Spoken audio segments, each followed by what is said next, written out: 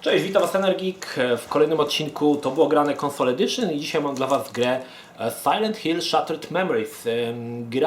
Kolejna część Silent Hilla, to już chyba siódma chyba część.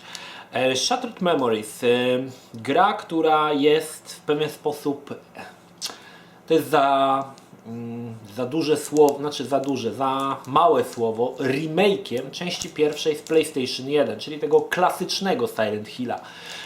Jednakże tutaj akurat po tych iluś tam częściach myślę, że Konami zauważyło, że trochę seria Silent Hill trochę rozmienia się na drobne i idzie trochę donikąd i rozwiązano ten cały Silent Hill Team i kolejnego Silent Hilla powierzono nieznanej firmie, która się nazywała Climax, i właśnie Shattered Memories zostało stworzone przez firmę Climax.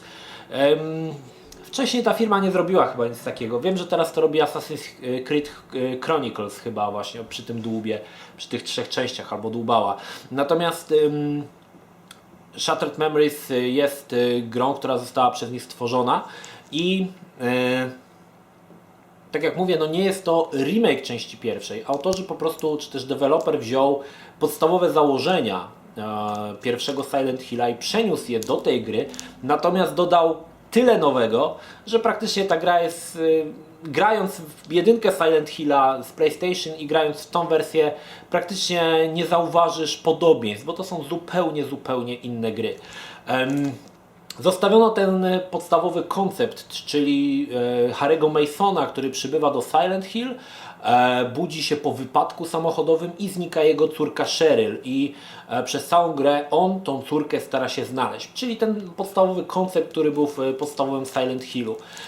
Część osób, które spotyka się na swojej drodze, m.in. policjantka Sybil, też występowała w klasycznym Silent Hillu, jednakże jest tutaj już to zupełnie inaczej pokazane.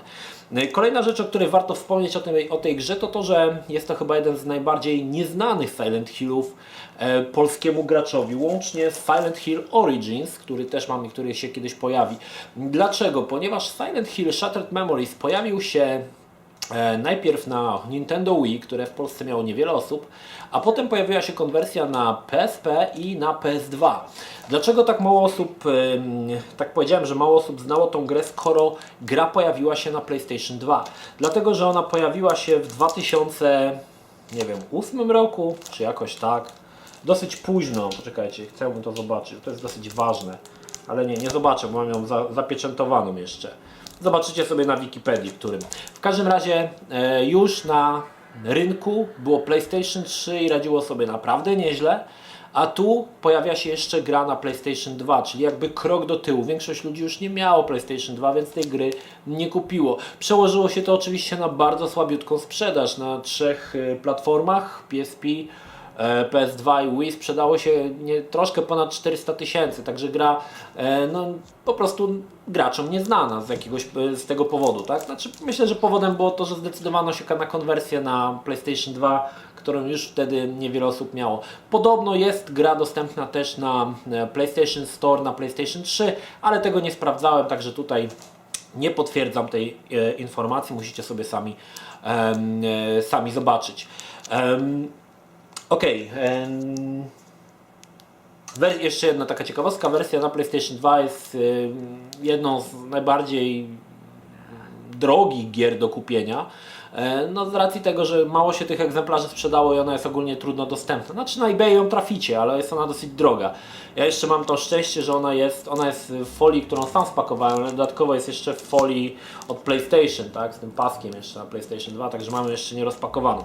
No, ale jedziemy dalej. Tak jak powiedziałem, elementów wspólnych klasycznego Silent Hilla i Shattered Memories jest tak naprawdę niewiele. Autorzy zaserwowali nam naprawdę parę fajnych patentów, które trzeba przyznać, że robią wrażenie. Przede wszystkim gra tworzy Twój rys psychologiczny i w oparciu o Twój rys psychologiczny stara się stworzyć unikalny Twój własny najgorszy koszmar. Na czym to polega? Otóż podczas gry od czasu do czasu mamy spotkanie z psychiatrą, który zadaje nam pytania bądź zadaje nam takie różne zadania do wykonania. W zależności od tego, jak wykonasz te zadania bądź jak odpowiesz na te pytania, w grze spotkasz te same postacie, ale będą one wyglądały zupełnie inaczej i będą inaczej się zachowywać względem naszego bohatera. Mało tego, napotkasz też inne wydarzenia, które napotka nasz bohater. I tutaj przykładem może posłużyć na przykład spotkanie z policjantką Sybil, gdzie w zależności od tego, jak odpowiesz na pytania psychologa, Sybil będzie wyglądała zupełnie inaczej. Raz może to być policjantka z dużym dekoltem, w koszuli z krótkim rękawem, z takim pieprzykiem, taka można powiedzieć taki lachon. Innym razem może to być policjantka w czapie, czyli taka typowa policjantka, a jeszcze innym razem może to być, można powiedzieć, taka policjantka bardziej w cywilu, o ile dobrze pamiętam, chyba z rudymi włosami. Tutaj zobaczycie sobie teraz, ja nie pamiętam dokładnie, bo już to dawno było. I tych postaci, co prawda w grze nie występuje dużo, które się różnią, ale grając drugi raz i podejmując inne wybory, zobaczysz, jak te gry różnią się od siebie poszczególne. Także świetny patent. Sam motyw z psychologiem został potem skopiowany w Until Dawn, jednakże oryginalnie był on właśnie w Shattered Memories, gdzie na samym początku zresztą gra mówi, jest napisane, że grasz w grę, która gra w ciebie, jakoś tak jest. I o to właśnie chodzi, że wybory, które podejmujesz u tego psychologa, mają odzwierciedlenie pod kątem tego, jak dany tytuł się potoczy. To jest fajnie zarysowane. Kolejnym takim dosyć znanym, fajnym elementem jest to, że dostajesz kolorowankę, żeby pomalować dom, tam się on mówi, żeby to dom perfekcyjnej rodziny. I masz kredki, normalnie jak w Paincie sobie malujesz. I w zależności od tego, jak pomalujesz, to potem spotykasz na swojej drodze ten dom właśnie w tych kolorach, które pomalowałeś. Także bardzo fajna rzecz i to jest naprawdę mocarny motyw tego całego Silent Hilla. Autorzy zrezygnowali z jednej rzeczy, która w każdym Silent Hillu się pojawiała, mianowicie walki. W Shattered Memories nie znajdziemy w ogóle elementów walki. Mało tego, nie można w tej grze tak naprawdę zginąć. Gra w którymś momencie przenosi się do tego Otherworld, czyli tego świata w klasycznym Silent Hillu, takiego pokrytego rdzą, brudem. Tutaj zrezygnowano z tego i tutaj jakby świat zamarza, zamienia się w taki jakby zamarznięty krajobraz, zamarznięte samochody, zamarznięci ludzie i wtedy Harry Mason nie może walczyć, zaczynają go atakować potwory, jedyne co może zrobić to uciekać i tutaj zamiast walki wprowadzono ten motyw ucieczki, kiedy uciekamy przed potworami, zrzucamy różne szafki, żeby je zablokować, otwieramy drzwi i staramy się dojść do danego miejsca, które popchnie akcję do przodu. Oczywiście też w grze występują zagadki, jednakże zagadki tutaj są, trzeba przyznać, mocno żenujące i zazwyczaj jest to tak, że jeżeli są drzwi zamknięte, to klucz jest w tym samym pomieszczeniu. Rzadko jest tak, żeby trzeba było jakoś pomyśleć więcej. Chyba jedyną fajną zagadką, która mi się podobała, to złamanie hasła do komputera w szkole, do dyrektora, gdzie trzeba naprawdę obejrzeć mnóstwo rzeczy w pomieszczeniu i potem dostajemy takie pytania, 3 pytania sprawdzające, które dostajemy hasło, czyli tak jakbyś zapomniał hasła, tak, to na mail ci przychodzą pytania sprawdzające i musimy te pytania musimy te odpowiedzi rozwikłać, patrząc na różne elementy w pomieszczeniu. I to jest chyba jedyna fajna zagadka, która w Silent Hillu się pojawiła. Dodatkowo Harry Mason, wzorem już takiego powiedzmy bardziej nowoczesnej gry, posiada smartfon i smartfon jest tutaj dosyć ważną rzeczą, ponieważ pełni on taką tak naprawdę naszą funkcję menu. Smartfon służy nam oprócz oczywiście zapisywania możemy dzwonić, to jest też nowe, dzwonić na różne numery. Numery znajdujemy w trakcie poruszania się po Silent Hillu na różnych plakatach, tak? Na przykład całkowicie niektóre niezwiązane z fabułą, większość niezwiązana z fabułą. Plakat na przykład jakiejś tam firmy ochroniarskiej.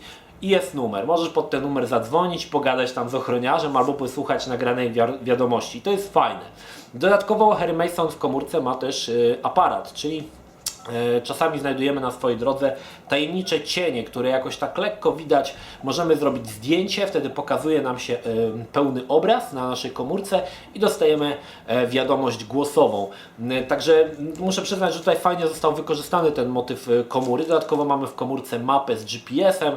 Także fajnie to zostało tutaj wplecione, można powiedzieć, i faktycznie jest taki, ma się odczucie, że ta gra jest bardziej nowoczesna, właśnie przez to, że on ma ten smartfon, którym może zarządzać. Jak wypadła, słuchajcie, natomiast fabuła, ponieważ fabuła jest inna niż w pierwszej części klasycznego Silent Hilla. Tak jak powiedziałem, gra stara się stworzyć Twój unikalny, osobisty, największy koszmar, w zależności od tego, jak odpowiadasz na pytania. Jednakże ja muszę przyznać, że mniej jest takich elementów straszących. Znaczy dla mnie w klasycznych Silent Hillach, jedynce, nawet we wszystkich Silent Hillach, mocno straszącym elementem byli właśnie ci wrogowie, ta walka, ta niepewność. Tutaj, gdy uświadamiasz sobie, że tak naprawdę nie możesz zginąć, że nic Cię złego nie spotka, ten strach gdzieś umyka, tak? Przestaje gra po prostu straszyć, jest, można powiedzieć, bardziej taką przygodówką z elementami horroru, ale przestaje straszyć, a szkoda, bo faktycznie element walki jednak w Silent Hillu dodawał trochę, podwyższał adrenalinę, tutaj tego elementu oczywiście brakuje.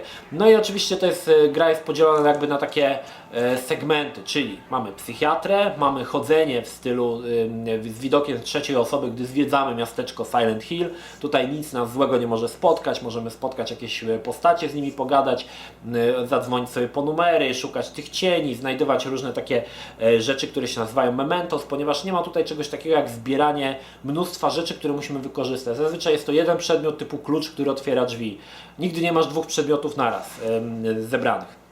Kolejny segment to jest to ucieczka, które aktywuje się w określonych momentach i uciekamy przed potworami. Zazwyczaj polega to na tym, że musimy szybko dostać się z jednego miejsca w drugie i żeby nie błądzić bezsensownie po Silent Hillu, mamy tą ucieczkę przed potworami w tym zamarzniętym świecie, który jeżeli wykonamy ją prawidłowo, to od razu przenosimy się do tego miejsca, do którego powinniśmy być. No i dalej mamy takie elementy już, można powiedzieć, nazwijmy to bonusowe w cudzysłowie, czyli na przykład jazda samochodem, czy też fajny motyw, kiedy samochód wpada do rzeki, zaczyna się do niego wlewać woda, my widzimy wszystko z perspektywy pierwszej osoby i musimy się z tego samochodu wydostać. I możemy na przykład otworzyć okno, próbować otworzyć drzwi, włączyć radio, także fajne elementy. Szkoda, że jest ich tutaj tak mało, ale one fajnie jakoś współgrają z całością. Tak jak powiedziałem, chyba najfajniejszym bajerem jest jednak to, że jeżeli zagrasz drugi raz i podejmiesz inne decyzje, to gra będzie dla Ciebie zupełnie inna. Oczywiście pewne punkty kluczowe będą te same.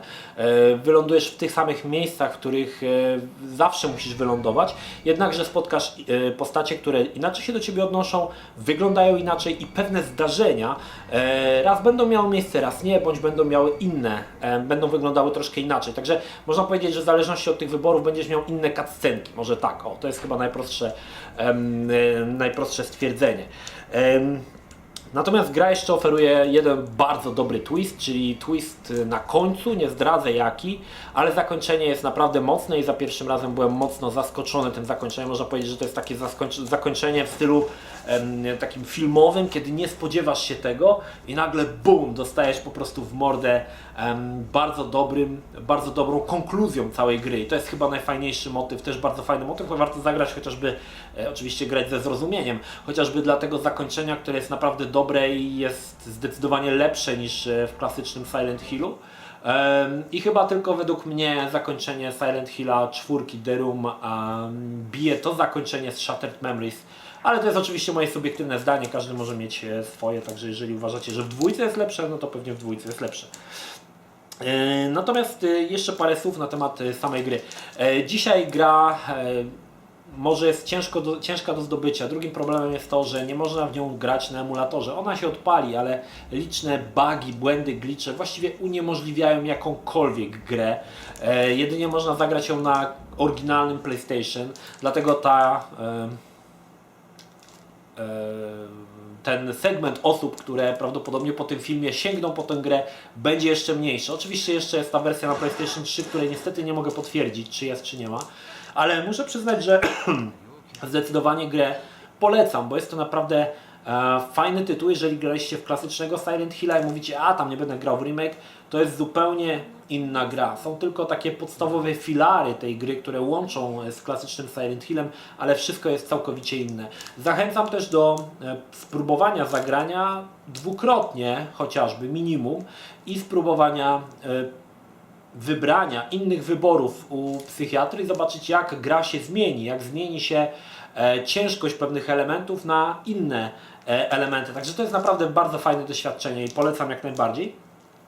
No i oczywiście bardzo dobre zakończenie. No gra, pomimo że nie ma walki, jest to taki, można powiedzieć, troszkę no nie mogę powiedzieć, że samograj, ale powiedzmy gry, w których się nie ginie, a które są grami takimi stricte przygodowymi,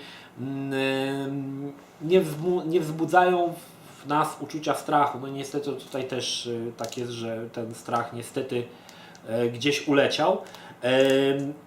Dla fanów oczywiście muzyki z Silent Hilla, Akira Yamaoka ponownie zasiadł za sterami i nagrał ścieżkę dźwiękową do gry, która jest bardzo dobra, chociaż nie tak dobra i nie tak zapadająca w pamięć jak w klasycznym Silent Hillu, ale jest dobra, także jak najbardziej polecam, słuchajcie, fajna gra, trochę inny Silent Hill niż te, które graliście do tej pory, ale myślę, że warto poznać ze względu na fajne patenty, fajną fabułę i bardzo dobry, wydaje mi się, bardzo dobrze poprowadzoną tą fabułę.